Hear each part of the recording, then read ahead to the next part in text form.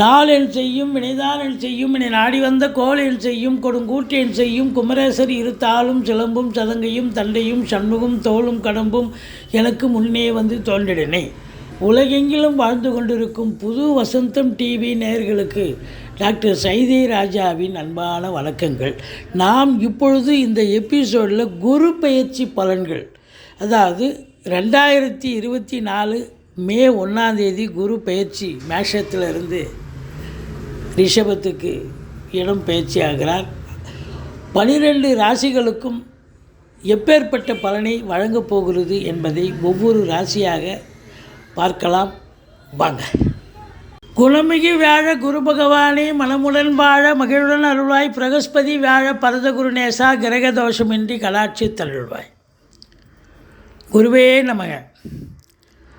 இந்த குரு பயிற்சி இந்த 2024 தமிழ் மாதம் சித்திரை மாதம் 18ஆம் தேதி, ஆங்கில தேதிக்கு மே 1 குரு பயிற்சி. இது மக்கள் பிரம்மாண்டமாக எதிர்பார்த்து கொண்டிருக்கும் ஒரு நிலை. குரு பயிற்சினா மேக்சிமம் எல்லோருக்குமே ஒரு சந்தோஷந்தாங்க.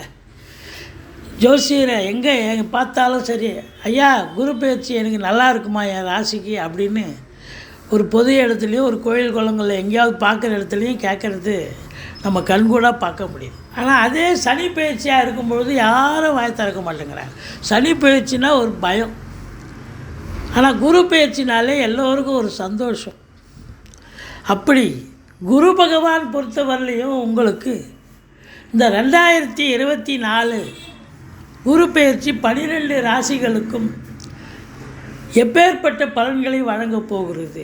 சிலருக்கு ஓஹோன்னு இருக்கும், சிலருக்கு மீடியமாக இருக்கும், சிலருக்கு நியூட்ரலாக இருக்கும். அது யாராருக்கு எப்படி இருக்குன்னு பார்க்க போகிறோம். குருவுக்கு பல பெயர்கள் இருக்குது. பொன்னவன், அந்தணன், அதாவது குரு தனித்திருக்கக்கூடாதுன்னு ஒரு பாட்டே இருக்குது. அந்தணன் தனித்திருக்கையில் அவதிகள் மற்ற ஒன்றுலாம். தனித்த குரு இருக்கக்கூடாது, யார் கூடயாவது சேர்ந்திருந்தால் ரொம்ப நல்ல பலனை தருவார்.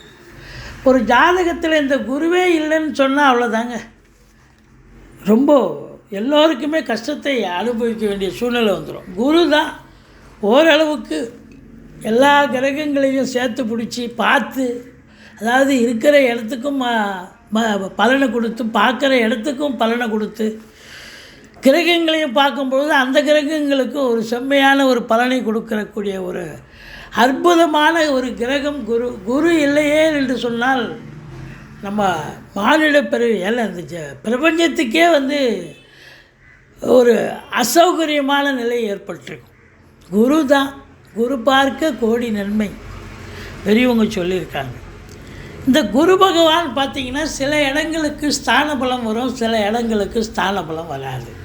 கோச்சார ரீதியாக ஒரு குரு பகவான் 2, 5, 7, 9, 11 ஆகிய இடங்களுக்கு வரும்பொழுது அற்புதமான ஒரு பலன்களையே வாரி வழங்குவார்னு ஜோதிட கிரந்தம் சொல்கிறது. குரு பொறுத்தவரையிலையும் குரு பலன் வந்தாச்சா, திருமணத்துக்கு குரு பலன் தேவைப்படுகிறது. ஒருவருக்கு குரு தசையோ மற்ற தசை நடந்து குரு புத்தியோ நடக்கும் பொழுது ஒரு சந்தோஷமான ஒரு நிகழ்வுகள் அமைகிறது. அதாவது என்னதான் ஒரு மனிதன் நல்ல நிலையில் இருந்தாலும் அவருக்கு பேரு புகழ் அந்தஸ்து இதெல்லாம் தரக்கூடிய ஒரு கிரகமே குரு தான். குருவினால் ஏற்படக்கூடிய பலன்கள் சொல்லிக்கொண்டே இருக்கலாம். குரு பொறுத்தவரையிலையும் கடந்த ஆண்டு மேஷத்தில் இருந்தார். இப்போ இந்த ஆண்டு மே 1 முதல் சுமார் ஓராண்டு காலம் அந்த ராசியில் ரிஷபத்தில் சஞ்சாரம் செஞ்சு, அதாவது மே 1 மேஷத்திலிருந்து ரிஷபத்துக்கு வருகிறார். ரிஷபத்துக்கு இந்த ஓராண்டு சுமாராக இருந்து பலனை தரக்கூடிய ஒரு அமைப்பு. அப்போது ரிஷபத்தில் இருக்கும் குரு பகவான் 12 ராசிகளுக்கும் எப்பேற்பட்ட பலனை வழங்கப் போகிறது என்பதை பார்க்கலாம் வாங்க. துலா ராசி காலபுருஷனுக்கு 7வது ராசி. சித்திரை 3-4 மாதங்கள் சுவாதி நட்சத்திரம் விசாகம் 1, 2, 3 பாதங்கள் உள்ளடக்கியது. சுக்கிர பகவான் ஆட்சி பெறும் வீடு. இந்த துலா ராசிக்கு இந்த குரு பெயர்ச்சி 2024 எப்பேற்பட்ட பலனை வழங்கப் போகிறது? இது நாள் வரைக்கும் உங்களுக்கு துலா ராசிக்கு 7ஆம் இடத்துல இருந்து ராசியை பார்த்தார். 7ஆம் இடம் ஸ்தான பலம் சூப்பராக இருந்தது. கடந்த ஆண்டு சாதிச்சிங்க. குடும்பத்தில் சுப நிகழ்ச்சிகள் நடத்துனீங்க, சந்தோஷமாக இருந்தீங்க, சாதிச்சிங்கன்னு சொல்லலாம். ஆனால் இந்த ஆண்டு சாதிக்க முடியாதா அப்படின்னா 8ஆம் இடத்துக்கு குரு பகவான் வருகிறார். 8ஆம் இடம் என்பது ஸ்தான பலம் அல்ல. 8ஆம் இடம் என்பது ஸ்தான பலம் அல்ல. அதனால் அவர் இருக்கிற இடத்த ஸ்தான பலம் இருக்கிற இடம் நல்ல இடமா இருந்தால் 7ல் இருந்தார். நண்பர்களால் நல்லது நடந்தது, உறவினர்களால் நல்லது நடந்தது, குடும்பத்தில் சுப நிகழ்ச்சிகள் நடந்தது, திருமணம் போன்ற வைபவங்கள் பிள்ளைகளுக்கு பண்ணிங்க. எங்கு சென்றாலும் சிறப்பு, சென்றமிடமெல்லாம் சிறப்பாக இருந்தது. ஆனால் இந்த காலகட்டம், இந்த ஆண்டு அப்படின்னும்போது 8ஆம் இடத்துக்கு சென்று விடுகிறார். 8ஆம் இடம் ஸ்தான பலம் அல்ல. அதனால் பார்வை பலத்தை பற்றி நம்ம பார்க்கலாம். பார்வை பலம் அப்படின்னும் பொழுது 12ஆம் வீட்டை குரு பார்க்கிறார். 12 அப்படின்னும் பொழுது உங்களுக்கு செலவினங்கள் ஏற்படக்கூடிய இடம், சுப செலவுகள் ஏற்படும். நல்ல வேலைக்கு உண்பீங்க, உறங்குவீங்க, அதில் ஒன்றும் குறை கிடையாது. அயல சைன போகம் திருப்திகரமாக இருக்கும் அப்படின்னு சொல்லலாம். இதான் 12ஆம் இடம், மோட்சஸ்தானம் சொல்லக்கூடிய இடம். 8ஆம் இடத்துல குரு இருந்த போதிலும் உங்களை பொறுத்தவரையும் 2ஆம் இடத்தை குரு பார்க்கிறார். அது பெரிய விசேஷம். 2ங்கிறது குடும்பஸ்தானம். இந்த ஆண்டு குடும்பத்தில் நல்ல பணப்புழக்கம் இருக்கும், குடும்ப மேன்மை இருக்கும், பொருளாதார மேன்மை இருக்கும், குடும்ப உறவுகள் ஒத்துருக்கொத்துரு அன்னோன்யமாக இருக்கக்கூடிய ஒரு நிலை. உங்கள் சொல்லுக்கும் செயலுக்கும் மதிப்பு மரியாதை கண்டிப்பாக ஏற்படும். அதாவது 2ஆம் இடம் அப்படின்னா தனஸ்தானம். தனஸ்தானத்தை இது நாள் வரைக்கும் உங்களுக்கு சனி பகவான் பார்த்துருந்தார். எல்லா வகையிலையும் சாதிச்சிங்க. ஆனால் பொருளாதாரத்தில் பெருசாக நல்ல பண வரவு, இப்போ காசு பணம் தங்கலை. அதையும் தாண்டி உங்களுக்கு பார்த்தீங்கன்னு சொன்னால் சில வாக்கினால் சில பிரச்சனைகளும் வந்துச்சு. இப்போ இந்த ஆண்டு வாக்குஸ்தானத்தை குரு பார்ப்பதால் வாக்கினை கொண்டு தொழில் செய்யக்கூடிய அன்பர்களுக்கு ஒரு பொற்காலம். வழக்கறிஞர்கள், ஆடிட்டர்கள், வங்கி பணியாளர்கள், ஆசிரியர், பேராசிரியர்கள், இலக்கியவாதிகள், சொற்பொழிவாளர்கள், பிரசங்கம் பண்ணக்கூடியவர்கள், ஜோதிடர்கள், இவங்களுக்கெல்லாம் பார்த்திங்கன்னா இவங்களுடைய சொல் வெல்லும், சிறப்பாக இருக்கும். ரொம்ப அற்புதமாக ஃப்ளரிஷ் ஆகி மதிப்பு மரியாதை சமூகத்தில் கூடும். பணம் பல வகையில் இருந்து பையை நிரப்பும். உங்களை பொறுத்தவரையிலையும்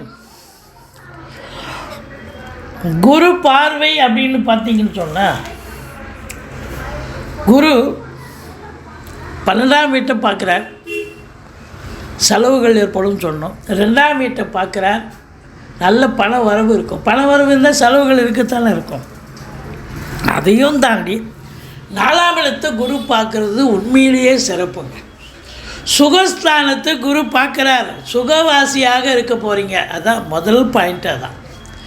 தாய்க்கு இது நாள் வரைக்கும் உடம்பில் பிரச்சனைகள் இருந்திருக்கும், தேக ஆரோக்கியத்தில் குறை ஏற்பட்டு மருத்துவமனைக்கு போய் வந்திருப்பாங்க. ஆனால் இந்த காலகட்டம் தாய் நலமுடன் இருக்க சிறப்பாக இருக்கக்கூடிய ஆண்டு. வீட்டுக்கு செலவு, மெயின்டெனன்ஸ் செலவுலாம் கூடும். வண்டி வாகனங்கள் செலவு வச்சுது. இப்போல்லாம் வந்து பார்த்திங்கன்னா வண்டி வாகனங்களால் ஆதாயத்தை தரும், அசையா சொத்துக்கள் மூலம் வருமானம் வரும். பல வழிகளிலிருந்து உங்களுக்கு வருமானம் பெருகப் போகிறது. அதான் உண்மை. வீடு வாங்க, மனை வாங்க, தோட்டம் துறவு வாங்க, ஃப்ளாட்டு வாங்க, வீடு கட்ட, இவங்களுக்கெல்லாம் ஒரு சிறப்பான காலகட்டம். ஃப்ளாட் ப்ரமோட்டர்ஸ், பில்டர்ஸ், கட்டிட கலைஞர்கள், இடம் வாங்கி விற்கக்கூடிய அன்பர்கள், ரியல் எஸ்டேட் பிரமுகர்கள், இவங்களுக்கெல்லாம் ஒரு சிறப்பான ஒரு காலகட்டம்.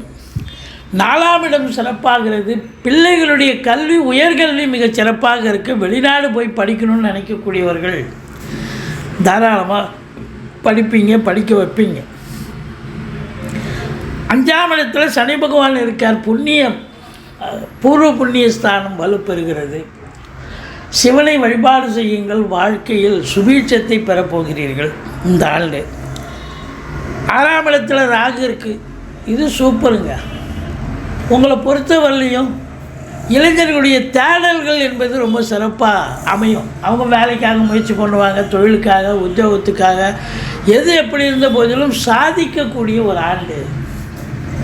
வெளிநாடு போனோம்னா வெளிநாடு போவீங்க, அதுவும் நடக்கும். இப்படி இந்த குரு 8ஆம் இடத்தில் மறைஞ்சிச்சேன்னு வருத்தப்படாதீங்க. வீடு வாசல் புதுசாக வாங்க போகிறீங்க, கார் வண்டி வாங்க போகிறீங்க. உங்கள் சுகஸ்தானமும் திருப்திகரமாக இருக்குது. பிள்ளைகளை உயர்கல்வி படிக்க வைக்க போகிறீங்க. பணப்புழக்கம் குடும்பத்தில் அதிகமாக இருக்கும். பண வரவு இருக்கும். சுப செலவுகள் செய்ய போகிறீங்க. மற்றபடி இந்த ஆண்டு நிச்சயமாக துலா ராசிக்கு ஒரு அற்புதமான ஒரு ஆண்டுன்னு தான் சொல்லணும்.